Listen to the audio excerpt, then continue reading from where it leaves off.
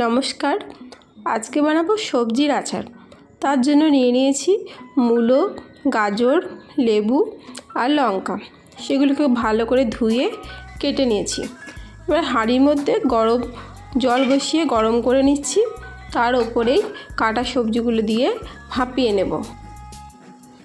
এটা প্রায় 10 মিনিট ধরে হবে। তারপর আমি গ্যাস অফ করে দেবো। এরপর আচারের জন্য মশলা বানিয়ে নেব। মশলার জন্য নিয়েছি কালো জিরে, মেথি, সরিষা, শুকনো লঙ্কা আর পাঁচফোড়ন। এগুলো ভালো করে আমি নেড়ে নিচ্ছি।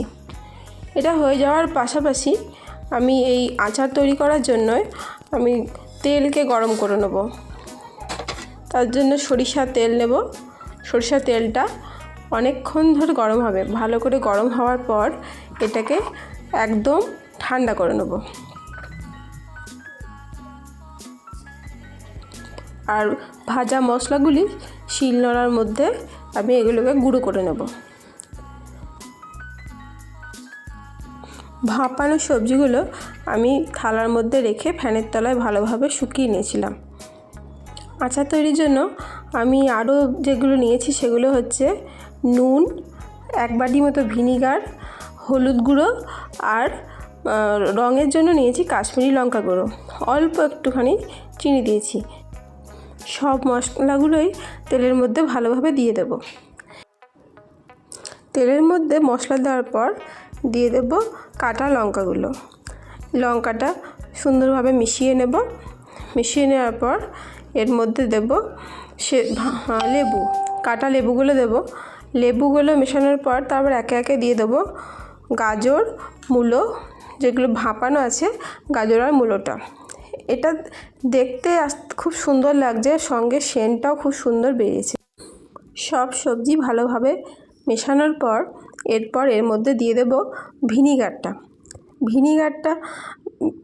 1 বাটি ভিনিগার এর মধ্যে দিয়ে দেব। তারপর দিয়ে দেব নুন আর সামান্য একটুখানি চিনি।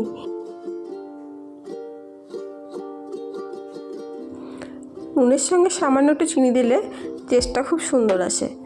তাছাড়া এটা নোনতাই হয়, টক নোনতা ঝাল হয়। নুন মিষ্টি কম বেশি হওয়ার জন্য আমাকে পরে আবার একটু অ্যাড করতে হয়েছে।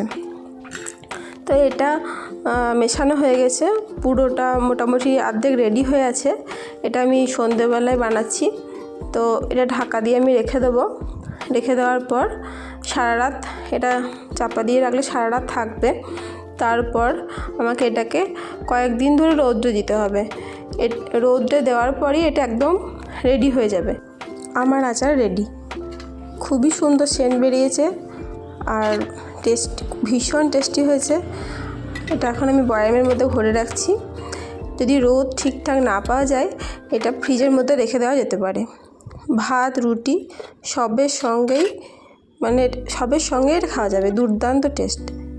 এটা সবজির আচার দেখতে যেমন কালারফুল, খেতেও তেমনই টেস্টি। খুব সুন্দর টেস্ট। টক, মিষ্টি, ঝাল এই আচার সবারই ভালো লাগবে। নমস্কার।